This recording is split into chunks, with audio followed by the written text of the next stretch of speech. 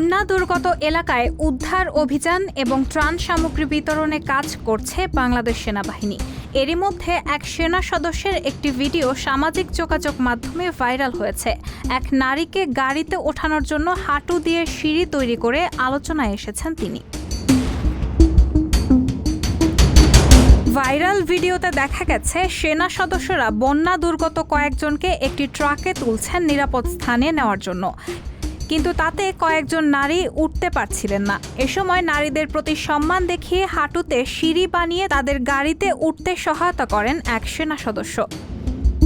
খোঁজ নিয়ে জানা গেছে, হাঁটু গেড়ে সিঁড়ি বানানো ওই সেনা সদস্য হল বাংলাদেশ সেনাবাহিনীর ল্যান্স কর্পোরাল কাজী সুজন। তার বাড়ি বরিশালের গৌরনদী উপজেলার টর্কির কাঁঠালতলী গ্রামে। বর্তমানে তিনি বাংলাদেশ সেনাবাহিনীর আর্টিলারি কোরে কর্মরত রয়েছেন। বন্যা পরিস্থিতিতে চট্টগ্রামের ফটিকছড়ি উপজেলায় ভুজপুরের বন্যার্ত এলাকায় রেস্কিউ টিমের উদ্ধার কাজে যান সুজন। সেখানে ঘটে এই ঘটনা। ওই ভিডিও ছড়িয়ে পড়ার পর অনেকেই ফেসবুকে সেনা সদস্য সুজনকে সুপার হিরো আখ্যা দিয়ে পোস্ট করেছেন। এই বিষয়ে সেনাবাহিনীর ল্যান্স কর্পোরাল কাজী সুজন গণমাধ্যমকে বলেন, ছাত্রজীবন থেকেই দেশের উন্নয়নে কাজ করে আসছি। দেশকে সেবা করার জন্য বাংলাদেশ সেনাবাহিনীতে যোগদান করেছি। মানুষের কল্যাণে নিজের শেষ রক্তবিন্দু থাকা পর্যন্ত কাজ করে যাব।